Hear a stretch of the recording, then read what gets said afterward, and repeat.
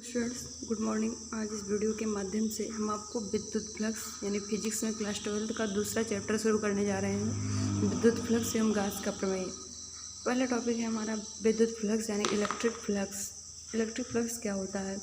विद्युत क्षेत्र में स्थित किसी काल्पनिक पृष्ठ से होकर गुजरने वाले वैद्युत बल रेखाओं की संख्या को विद्युत फ्लक्स कहते हैं।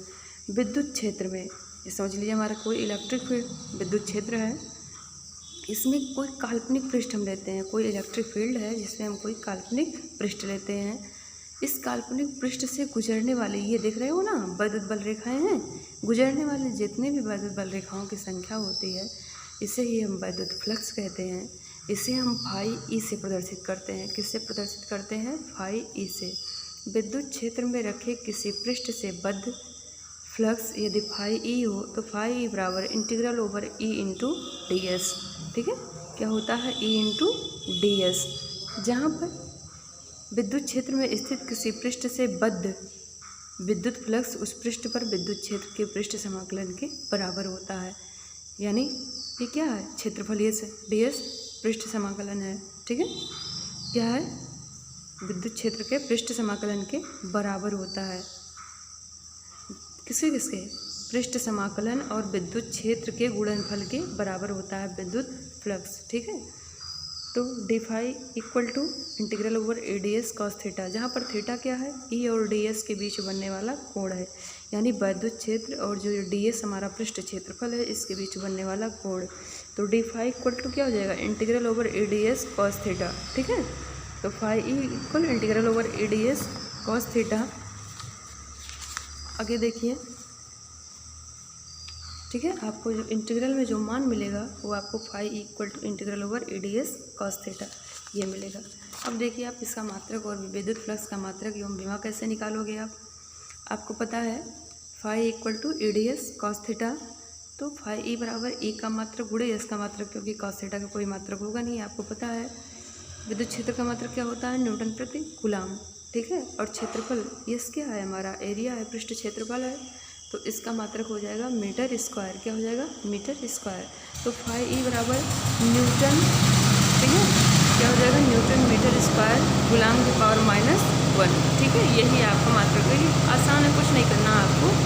फाई हम यहाँ कैलकुलेट करके भी बता दे रहे हैं। फाई इक्वल टू क्या होता है? ई एस कॉस थीटा। आप इंटीग्रल हटाओगे तो अब फाई ई का मात्रक क्या हो जाएगा? ई का मात्रक, तो ई का मात्रक क्या होता है? न्यूटन प्रति कूलाम। क्या होता है? न्यूटन प्रति कूलाम। अब यह इसका मात्रक हमारा होता है मीटर स्क्वायर। तो कुल मिला के क्या हो गया? Newton metre square coulomb inverse. ठीक है, यही आपका मात्रक हो जाएगा किसका? विद्युत फ्लक्स का। अब विमा निकालिए। फाई ई की विमा बराबर क्या हो जाएगी? ई का विमेय सूत्र गुणे एस का विमेय सूत्र। ठीक है, अब ई का विमेय सूत्र क्या होता है? फाई ई बराबर क्या होता है? F upon Q. क्या होता है? विद्युत क्षेत्र इक्वल टू क्या होता है? F upon Q. एफ का विमेय सूत्र क्या होता है? बल का विमेय सूत्र एम एल टी के पावर -2। क्या होता है बल का विमेय सूत्र? एम एल टी के पावर -2। ठीक है, और क्यू बराबर क्या होता है? A T. आपको पता है क्यू बराबर क्या होता है? I T. ठीक है, क्यू बराबर आई टी होता है ना। अब आई का यहाँ देखिए आप, phi E equal to F upon Q होगा। क्या होगा? यानी ई का मान इक्वल टू क्या होता है? F upon Q not. ठीक है, तो क्यू का विमेय सूत्र आपका एफ का एम एल टी के पावर -2 और क्यू का ए टी हो गया गुणे एल स्क्वायर हो गया। एम एल क्यू हुआ, टी के पावर -3 हुआ। ठीक है, टी के पावर -2 यहाँ पर है और -1 ऊपर ले जाओगे तो -2 -1 जुड़ करके -3 हो गया। तो हमारा क्या हो गया? टी के पावर -3 ए के पावर -1। यानी इसका विमेय सूत्र क्या हुआ? कैसे निकालोगे? देखो आसान है ना, हम यहाँ कैलकुलेट करके देखो। फाई ई का विमेय सूत्र बराबर क्या हो जाएगा? ई का विमा, ई की विमा गुणे एस की विमा। ठीक है, तो ई बराबर होता है एफ अपॉन क्यू नॉट गुणे एस की विमा।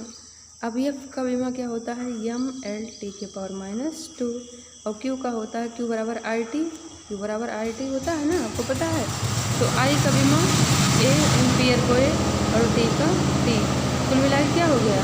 एम, देखिए एल और टी के पावर -2 ये है, एक टी मिलाओ तो टी के पावर -3 ए इनवर्स, ये तो आपका इतने का हुआ और गुणे आपका एल स्क्वायर भी है साथ में ना। अब एम यल और यल क्यूब हो गया, टी के पावर -3 हो गया, ए इनवर्स हो गया। ठीक है, यही आपका इसका विमीय सूत्र निकल जाएगा। ठीक है, अब इससे अगर हम मात्रक निकालेंगे, देखो अगर विमा सूत्र से हम ऐसा ही मात्रक निकालेंगे तो यम का हो गया किलोग्राम। ठीक है, क्या हो जाएगा किलोग्राम।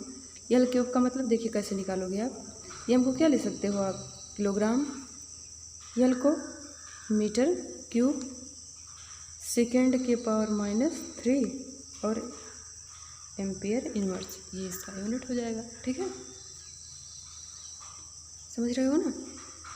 अब हम विशेष स्थितियाँ देखते हैं। कंडीशन, पहली कंडीशन, विशेष स्थितियाँ में स्पेशल कंडीशन हम देखते हैं। स्पेशल कंडीशन, हम यहाँ आपको पहला कंडीशन, स्पेशल पहला कंडीशन हमारा है स्पेशल कंडीशन में, यदि थीटा इक्वल टू 0 हो, क्या हो, यदि थीटा इक्वल टू 0 हो, हम कंडीशन लगाते हैं कि थीटा इक्वल टू 0, तो फाई ई बराबर क्या था, phi equal to E S cos theta था ना, तो D phi equal to E S cos theta. अब कास थीटा का मान हम कितना रख दिए 0 अंश, तो D phi equal to E ए, और कास 0 अंश का मान होता है 1, कितना होता है कास 0 अंश का मान 1, तो D phi equal to E ए, अर्थात पृष्ठ से निर्गत फ्लक्स धनात्मक फ्लक्स होगा। किस कंडीशन में, जब थीटा का मान 0 होगा तो जो पृष्ठ से निर्गत फ्लक्स होगा वो क्या होगा, धनात्मक होगा। ये कंडीशन है विशेष स्थितियाँ। पहले कंडीशन हमारा थीटा इक्वल टू 0। अब सेकंड कंडीशन हम लेते हैं, अगर थीटा इक्वल टू 90 डिग्री हो, यानी विद्युत क्षेत्र और पृष्ठ के बीच जो एंगल सब्सट्रैक्ट हो रहा हो कितना हो 90 डिग्री, तब D phi equal to E A cos 90 degree. आपको पता है कास 90 अंश का मान क्या होता है 0, तो D phi equal to E ए गुणे 0, डी फाई इक्वल टू 0, अर्थात इस कंडीशन में विद्युत क्षेत्र की दिशा में रखे पृष्ठ से बद्ध चुंबकीय फ्लक्स शून्य होगा।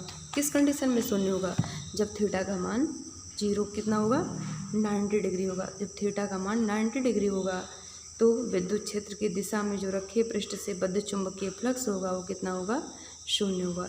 तीसरा कंडीशन हमारा है, यदि हम थीटा इज इक्वल टू क्या लें 180 अंश लें, क्या थीटा इज इक्वल टू लें हम 180 अंश, यानी जो पृष्ठीय क्षेत्रफल है और इसके बीच जो बनने वाला कोण हो वो कितना हो 180 डिग्री।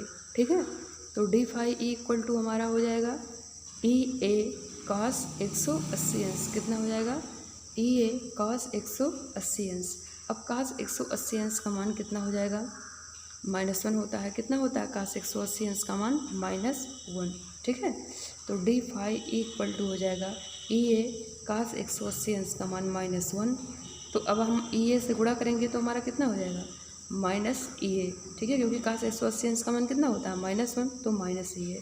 ऐसी कंडीशन में क्या होगा, जो पृष्ठ से निर्गत विद्युत फ्लक्स होगा वो ऋणात्मक होगा। क्या होगा, ऋणात्मक। तो कौन कौन सी विशेष स्थिति हमने आपको बताई, पहले जब हमने लिया थीटा इक्वल टू 0 अंश, पहले हमारी कंडीशन क्या थी, हमने थीटा इक्वल टू 0 लिया, तो D phi equal to E A cos 0 अंश, कॉस 0 अंश का मान 1 होता है, तो हमारा D phi equal to E ए गुणे 1 ये आ गया। यानी जो पृष्ठ से निर्गत फ्लक्स होगा तो क्या होगा, धनात्मक होगा। किस कंडीशन में, जब थीटा क्या होगा 0 होगा।